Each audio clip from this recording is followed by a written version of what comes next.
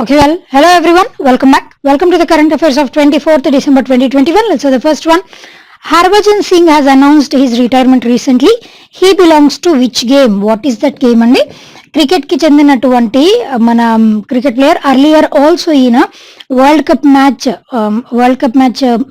విజయం సాధించడంలో కూడా ఈయన ముఖ్య పాత్రను పోషించారు. అదేవిధంగా T20 వరల్డ్ కప్ విజయం సాధించినప్పుడు కూడా ఈయన one of the team members గా ఉన్నారు. అదేవిధంగా 23 ఇయర్స్ నుంచి ఈయన క్రికెట్ అన్నటువంటి ఈ రంగంలో ఆయన యొక్క ప్రతిభని కనబరుస్తూనే ఉన్నారు. 23 ఇయర్స్ నుంచి అంటే more than 2 decades he has been serving in the sport that is cricket. And basically he is from which state అండి అని అంటే జలంధర్, పంజాబ్ కి చెందినటువంటి క్రికెటర్ మన హర్భజన్ సింగ్. ఈ విధంగా ఆయన after 2 decades long off service in cricket recent గా ఫ్యూ డేస్ బ్యాక్ ఆయన రిటైర్మెంట్ ఇస్తున్నట్టు అనౌన్స్మెంట్ కూడా ఇచ్చారు. ఈ విధంగా Harbhajan Singh is related to the sport of cricket, right. Next one, non fungible token of the world first ever SMS text message sold for 1,32,680 euros. What is the name of that message? What is that message అండి? That is merry Christmas.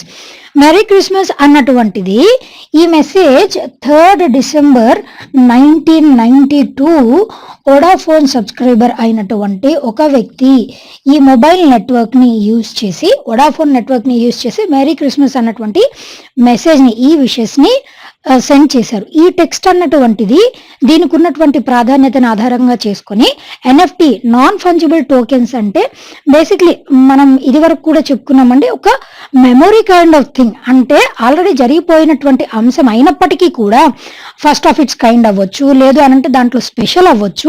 అలాంటి అంశాలు especially ఈ verse టెక్నాలజీకి సంబంధించి, metaverse టెక్నాలజీకి సంబంధించినటువంటి వాటిని NFTs గా, నాన్ ఫంజిబుల్ టోకెన్స్ గా డిక్లేర్ చేస్తూ ఉంటారు. అండ్ రీసెంట్ గా ఈ నాన్ ఫంజిబుల్ టోకెన్ అన్నటువంటి దానిని వేలం పాటకి పెట్టారు. ఆక్షనింగ్ అనంటే ఏంటి అనంటే వేలం పాట. ఆ వేలం పాటలు నియర్లీ $1,50,000 కి ఈ మెసేజ్ అన్నటువంటిది వేలం పాటలో సోల్డ్ అయిపోయింది. అయితే దీని ద్వారా ఏంటి అనంటే ఈ మెసేజ్, ఈ NFTని గెలుచుకున్నటువంటి వ్యక్తి ఎవరైతే ఉంటారో వాళ్ళకి ప్రోటోకాల్ కమ్యూనికేషన్ అనంటే ఈ మెసేజ్ ని పంపాలి అనంటే దానికి బ్యాక్ ఎండ్ జరిగేటువంటి ప్రాసెస్ అదంతా కూడా NFT రూపంలో ఈయనకి లభిస్తుంది. హోల్ థింగ్ ఒక దీంతో పాటు హోల్ థింగ్ అంతటిని కూడా ఏం చేస్తారనంటే టైప్ చేసి వీళ్ళకి అందజేస్తారు. ఆ విధంగా ఈ NFT అన్నటువంటిది మెరీ క్రిస్మస్ అన్నటువంటి NFT that is in news, right. Next one, according to the international hockey federation rankings, what is the rank of Indian men's hockey team? మన మెన్స్ హాకీ టీం యొక్క ర్యాంక్ ఎంత అండి అని అంటే 3rd position లో ఉన్నారు. Recent గా మీ అందరికీ తెలుసు ఈ హాకీ ఛాంపియన్షిప్స్ లో మన ఇండియన్ టీం అన్నటువంటిది మెడల్ ని సాధించింది. ఏషియన్ ఛాంపియన్షిప్స్ లో మెడల్ ని సాధించింది. అదేవిధంగా రీసెంట్ గా జరిగినటువంటి టోక్యో ఒలింపిక్స్ 2020లో కూడా బ్రాంజ్ మెడల్ అన్నటువంటిది మెన్స్ హాకీ టీం సాధించింది. అది మీ అందరికీ తెలుసు. And even women's hockey team కూడా పార్టిసిపేట్ చేశారు. కాకపోతే మెడల్ ని గెలుచుకోవడంలో చివరి దశలో విఫలమయ్యారు. అది కూడా వీ హ్యావ్ డిస్కస్డ్. దాని అంచనా ప్రకారం ఇది వరకు ఉన్నటువంటి ఎప్పుడైనా సరే ఈ ర్యాంకింగ్స్ అనేటువంటివి, అది ఫుట్బాల్లో కానివ్వండి, హాకీలో కానివ్వండి, బ్యాడ్మింటన్లో, టెన్నిస్లో, whatever the sport it might be, వాళ్ళు సాధించినటువంటి విజయాలు వాటిని ఆధారంగా చేసుకొని ర్యాంకింగ్స్ అన్నటువంటి వాటిని ఇస్తారు. ఇక్కడ కూడా వీళ్ళు సాధించినటువంటి విజయాలు వాటిని ఆధారితంగా చేసుకొని అర్లియర్ హైయెస్ట్ ఎక్కువ ర్యాంక్ లో ఉన్నటువంటి క్యాండిడేట్స్ కూడా వాళ్ళు కూడా టాప్ 10 పొజిషన్ లో ఉండేటువంటి అవకాశం ఉంటుంది. ఆ విధంగా మన మెన్స్ హాకీ టీం అన్నటువంటిది 3వ స్థానంలో నిలిచింది. అండ్ మన విమెన్స్ హాకీ టీం అన్నటువంటిది 9వ స్థానంలో నిలిచింది. మరి టాప్ పొజిషన్ లో ఉన్నటువంటి టీం ఏదండి అని అంటే ఆస్ట్రేలియన్ టీం టాప్ పొజిషన్ లో నిలిచింది, నెంబర్ 1. అదేవిధంగా 2nd పొజిషన్ లో ఏది నిలిచిందండి అని అంటే బెల్జియం టీం వచ్చేసి 2వ స్థానంలో ఉంది. 3వ స్థానంలో మన భారతదేశం ఉంది.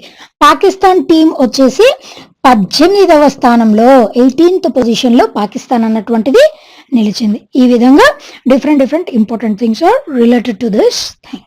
Right, next one. Pillar of Shame, which has been dismantled recently, is located in ఎక్కడ ఉందండి? హాంకాంగ్ లో ఉంది. ఇక్కడ ఈ పిల్లర్ ఆఫ్ షేమ్ అన్నటువంటి తెలియాలి అని అంటే హాంకాంగ్ కి చైనాకి మధ్య ఉన్నటువంటి హిస్టరీ ఇది మీకు తెలియాలి. అండ్ దీని గురించి కూడా మనం అర్లియర్ డిస్కస్ చేసాం. Now I'm not going to discuss anyways. అయితే ఈ హాంకాంగ్ అన్నటువంటిది చైనీస్ గవర్నమెంట్ అన్నటువంటిది ఏ విధంగా రూలింగ్ ఉంటుంది, అక్కడ democratic republic form of governments అనేవి ఉండవు.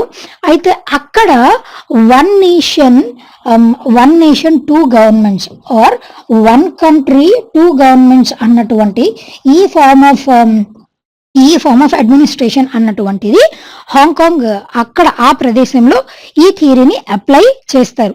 దీని ద్వారా ఏంటి అని అంటే అక్కడ ఈ హాంకాంగ్ అన్నటువంటిది అక్కడ జరిగేటువంటి అంశాలు చైనాలో ఉన్నటువంటి వీళ్ళు డెవలప్ అవుతున్నా లేదు అని అంటే వీళ్ళు ఇంకా ఏదన్నా ఫర్దర్ గా వెళ్ళి ఏమన్నా ఇనిషియేటివ్స్ తీసుకున్నప్పటికీ కూడా వాటిని అడ్డుకోవడానికి చైనా అన్నటువంటిది ప్రయత్నిస్తూ ఉంటుంది.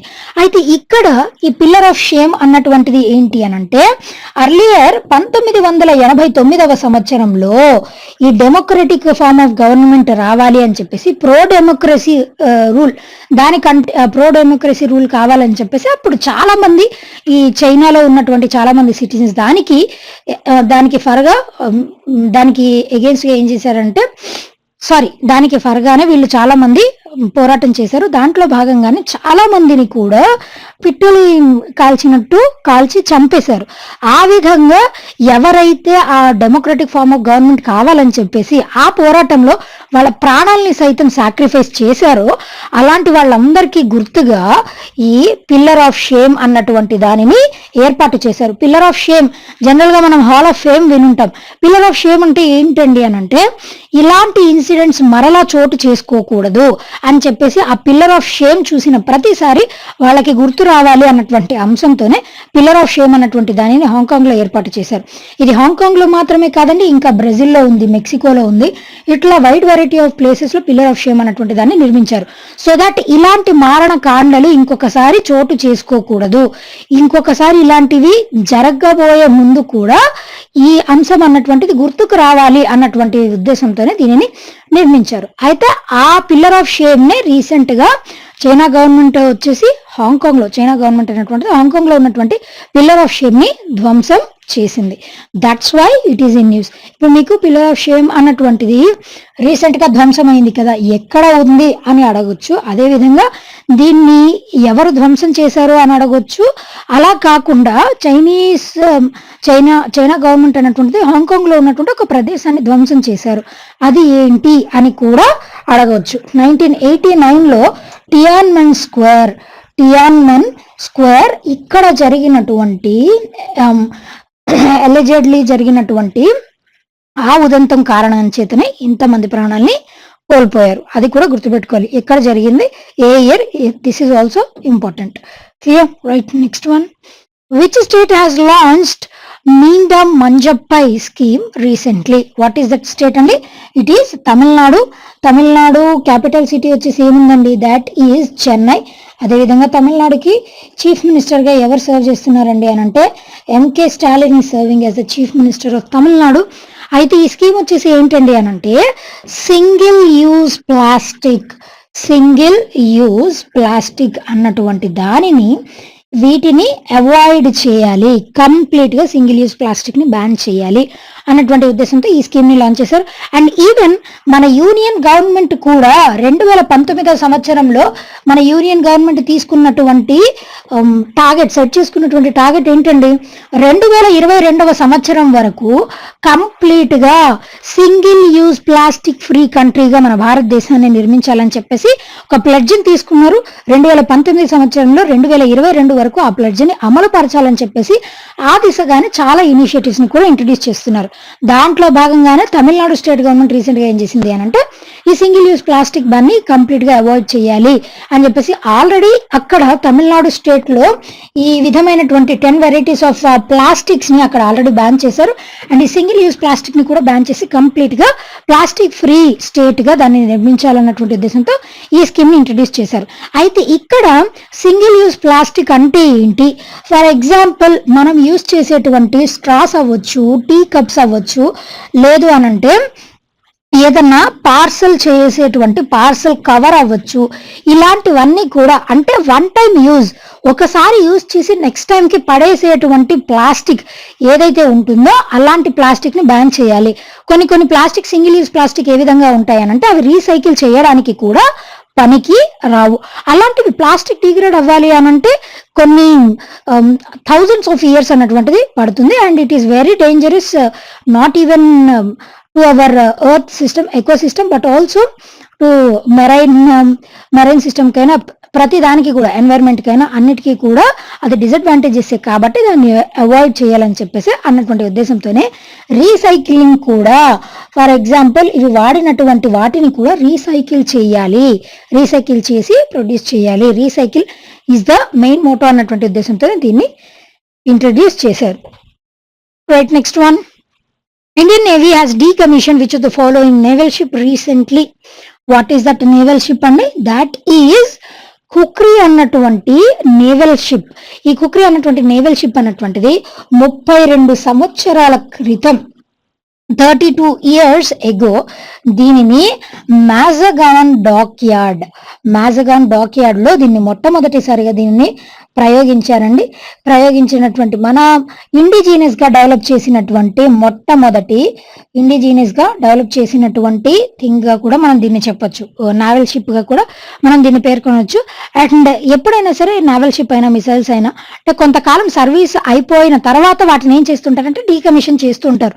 సో దట్ ఎందుకు అనంటే అప్డేటెడ్ టెక్నాలజీ, అప్డేటెడ్ వర్షన్స్ వస్తూ ఉంటాయి కాబట్టి అలాంటప్పుడు ఆల్రెడీ మనం ఉపయోగంలో ఉన్నటువంటి వాటిని రీప్లేస్ చేస్తూ వేరే వాటిని ఇంట్రడ్యూస్ చేస్తుంటారు. ఆ విధంగా ఐఎన్ఎస్ కుక్రీ 32 years ఓల్డ్ అయినటువంటి ఐఎన్ఎస్ కుక్రీని రీసెంట్ గా డీకమిషన్ చేశారు. దీంట్లో భాగంగానే డిఫెన్స్ మినిస్టర్ అయినటువంటి రాజ్నాథ్ సింగ్ గారు కూడా దీనికి అటెండ్ అయ్యారు. అండ్ ఇండియన్ నేవీ డే వచ్చేసి ఎప్పుడు సెలబ్రేట్ చేస్తామండి? Indian navy day is celebrated on December 4th every year. అదేవిధంగా నేవల్ స్టాఫ్ కి చీఫ్ గా రీసెంట్ గా ఎవరు అపాయింట్ అయ్యారండి? R Harikumar has been appointed as the naval chief గా ఆయన అపాయింట్ అయ్యారు. Clear, right, next one. So which of the following has conducted flight test of indigenously developed high speed expendable aerial target, that is Abhyas? ఎవరు conduct చేశారండి ఈ flight test ని అంటే DRDO, defence research and development organisation వాళ్ళు recent గా ఈ flight test అన్నటువంటి దానిని ఒడిషా కోస్ట్ నుంచి దీనిని చేపట్టారు. అండ్ ఇది మాత్రమే కాదండి, కేవలం అభ్యాస్ అన్నటువంటిది మాత్రమే కాదు, రీసెంట్ గా కూడా మనం చెప్పుకున్నాం అగ్ని P, that is nothing but అగ్ని ప్రైమ్ అన్నటువంటిది. ప్రళయ్ అయితే 2 సార్లు దీనిని సక్సెస్ఫుల్ గా టెస్ట్ చేశారు. నిన్నటి క్లాస్ లో మనం ఎక్స్ప్లెయిన్ చేసుకున్నాం ప్రళయ్ గురించి. ఈ విధంగా అండ్ ఇంకొకటి వచ్చేసి ఏంటి అనంటే రీసెంట్ గా హై స్పీడ్ ఎక్స్పెండబుల్ టార్గెట్ అయినటువంటి అభ్యాస్, దీనిని కూడా రీసెంట్ గా ప్రయోగించారు. సో దట్ దీని వల్ల ఇండియన్ ఎయిర్ ఫోర్స్ కి కానీ ఇండియన్ నేవల్ ఫోర్స్ కానీ ఆర్మ్డ్ ఫోర్సెస్ లో కావాల్సినటువంటి ఎక్విప్మెంట్ ని సంసిద్ధం చేసుకోవడానికి ఇలాంటి ప్రయోగాలు అన్నటువంటి వాటిని చేపడుతూ ఉంటారు. క్లియర్ కదా, right, next one. Which of the following country has won SAFF, that is South Asian football federation అండి. Football federation under nineteen women's championship ఎవరు గెలుచుకుందండి అని అంటే that is Bangladesh capital currency వచ్చేసి ఏమేమి ఉన్నాయండి? Those are Dhaka and the currency is taka. And Bangladesh కి prime minister గా ఎవరు ఉన్నారండి అని అంటే Sheikh Hasina is serving as the prime minister of Bangladesh. ఇక్కడ అండర్-19 విమెన్స్ ఛాంపియన్షిప్స్ సాఫ్ అన్నటువంటిది సౌత్ ఏషియన్ ఫుట్బాల్ ఫెడరేషన్, దీని యొక్క హెడ్ క్వార్టర్స్ కూడా ఎక్కడ ఉన్నాయండి అని అంటే ఢాకా, బంగ్లాదేశ్ క్యాపిటల్ అయినటువంటి ఢాకాలోని దీనికి హెడ్ క్వార్టర్స్ కూడా ఉన్నాయి. 2వ స్థానంలో ఏది నిలిచిందండి అని అంటే మన భారతదేశం, ఇండియా వచ్చేసి 2వ స్థానంలో నిలిచింది. టాప్ పొజిషన్ లో బంగ్లాదేశ్ అన్నటువంటిది నిలిచింది. అండ్ బంగ్లాదేశ్ రీసెంట్ గా 50 years celebrations, golden Jubilee celebrations ని కూడా జరుపుకుంది. 1971 లో జరిగినటువంటి బంగ్లాదేశ్ లిబరేషన్ వార్ సందర్భంగా 2021 కి 50 years కంప్లీట్ అయిపోయాయి కదండి. గోల్డెన్ జూబ్లీ సెలబ్రేషన్స్ లో భాగంగానే చాలా ఇన్సిడెంట్స్, ఈ ట్రోఫీ రావడం కూడా గోల్డెన్ జూబ్లీ సెలబ్రేషన్స్ లో భాగంగా దానికి డెడికేట్ చేశారు. క్లియర్ కదండి, that is why it is in news. Right, next one. The national consumer day is observed on, ఈ సెలబ్రేటెడ్ ఆన్, ఎప్పుడు సెలబ్రేట్ చేస్తామంటే that is on December 24th every year. అదేవిధంగా national లెవెల్లో అయితే కన్స్యూమర్ రైట్స్ డేని ఈ విధంగా సెలబ్రేట్ చేస్తాం. అలా కాకుండా వరల్డ్ లెవెల్లో వరల్డ్ కన్స్యూమర్ రైట్స్ డే వచ్చేసి ఎప్పుడు సెలబ్రేట్ చేస్తామండి అని అంటే that is on March 15th every year. March 15 వచ్చేసి world consumer rights day. National లెవెల్లో అయితే it is on December 24th. ఇది వచ్చేసి ఏంటి అని అంటే 1989 సంవత్సరంలో some 1986 or around that beginning of 20th century లేదా 1980s ఆర్ 1990s అప్పుడు దీనిని ఈ national consumer rights protection act అన్నటువంటి దానిని ఇంట్రడ్యూస్ చేస్తారు. ఆ ఇంట్రడ్యూస్ చేసినటువంటి ఈ తేదీన December 24th వచ్చేసి దీనిని సెలబ్రేట్ చేస్తూ ఉంటారు. కన్స్యూమర్ అంటే ఏంటి అని అంటే ఏదైనా ఒక ప్రొడ్యూస్ అయినటువంటి ఒక మ్యానుఫ్యాక్చర్ ఐటమ్ లేదా ఏదైనా సప్లై అయినటువంటి ఒక ప్రోడక్ట్ దానిని కన్స్యూమర్ ఎవరైతే యూటిలైజ్ చేసుకుంటారో కొనుగోలు చేసి వినియోగదారుడు వినియోగిస్తారో అలాంటి వాళ్ళని కన్స్యూమర్స్ అని అంటాం. వాళ్ళు కొనుక్కునేటువంటి వస్తువు అక్కడి నుంచి సెలెక్ట్ చేసి ఫైనల్ గా అంటే వాళ్ళకి ఆ వస్తువు కొనుక్కున్న తర్వాత ఎటువంటి ఇబ్బంది అయినా వాళ్ళు ఫేస్ చేశారా అండ్ మళ్ళీ తిరిగి ఇంకొక వస్తువుతో రీప్లేస్ చేశారా లేదా ఇలాంటి అన్ని అంశాలతో టోటల్ గా 6 కన్స్యూమర్ రైట్స్ ని ఇంట్రడ్యూస్ చేశారు. Right to safety, right to choose, right to be heard, అదేవిధంగా right to be inform, right to seek redressal, right to consumer education అన్నటువంటి టోటల్ గా ఈ 6 రైట్స్ తో ఈ కన్స్యూమర్ యాక్ట్ అన్నటువంటి దానిని ఇంట్రడ్యూస్ చేశారు. దానిని సెలబ్రేట్ చేసుకుంటే ప్రతి సంవత్సరం ఈ కన్స్యూమర్ నేషనల్ లెవెల్లో నేషనల్ కన్స్యూమర్ రైట్స్ డే అన్నటువంటి దానిని సెలబ్రేట్ చేస్తాం. That is the speciality of this consumer rights day. అదేవిధంగా వేరే ఆప్షన్స్ గమనించినట్లయితే December 18th వచ్చేసి వాట్ ఈస్ ద స్పెషాలిటీ అండి, that is international migrants day.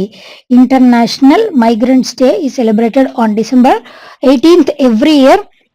అదేవిధంగా December 25th వచ్చేసి వాట్ ఈస్ ద ప్రామినెన్స్ అండి, that is good governance day. Good Governance Day is celebrated on December 25th. That is the birth anniversary of Atal Bihari Vajpayee గారి birth anniversary సందర్భంగా దీన్ని celebrate చేస్తాం. అదేవిధంగా December 23rd అయితే కిసాన్ దివస్ అన్నటువంటిది birth anniversary of Chaudhary Charan Singh. మన భారతదేశానికి 5వ PM గా సర్వ్ చేసినటువంటి చౌదరి చరణ్ సింగ్. దీని గురించి నేను డిస్కస్ చేశామంటే నేషనల్ లెవెల్లో నేషనల్ ఫార్మర్స్ డే, కిసాన్ అంటే ఫార్మర్ అని అర్థం, కిసాన్ దివస్ అన్నటువంటి దాన్ని సెలబ్రేట్ చేస్తాం. December 22nd వచ్చేసి national mathematics day. National Mathematics Day, that is on December 22nd. That is the birth anniversary of Srinivasa Ramanujan. Srinivasa Ramanujan birth anniversary ni celebrate చేస్తూ December 22nd National Mathematics Day అన్నటువంటి దాన్ని celebrate చేస్తాం. These are several other important days celebrated in the month of December. Right, next one, the last one for today. Joan Didion has passed away recently. She was a well-known essayist cum author అండి. అంటే this is the option. Basically she is from USA. అయితే ఈవిడ చాలా essays ని అదేవిధంగా author fiction ని అదేవిధంగా wide variety of books ని రచించినటువంటి మహిళ. And recently she has died because of Parkinson's disease వల్ల రీసెంట్ గా ఈవిడ మృతి చెందారు. అండ్ ఈవిడకి US వాళ్ళు ఇచ్చేటువంటి ఆనర్ కూడా లభించింది. అంటే పర్టికులర్ గా ఈ లిటరేచర్ ఆథర్స్ కి లభించేటువంటి నేషనల్ ఆనర్ కూడా US వాళ్ళు ఇచ్చేటువంటి నేషనల్ లెవెల్లో ఆనర్ కూడా ఈవిడకి లభించింది. అండ్ ఈవిడ లైఫ్ హిస్టరీ గురించి 2017లో నెట్ఫ్లిక్స్ వాళ్ళు ఒక డాక్యుమెంటరీని కూడా రిలీజ్ చేశారు. Documentary that is also in the name of Joan Didion అన్నటువంటి పేరుతో 2017లో నెట్ఫ్లిక్స్ అన్నటువంటి ఒక డాక్యుమెంటరీని కూడా రిలీజ్ చేసింది. ఆ విధంగా she is considered as the familiar personality. Clear కదండి, right? Well, that's all for today. We'll be meeting again on Monday. Until then, be fit, be consistent, and thank you.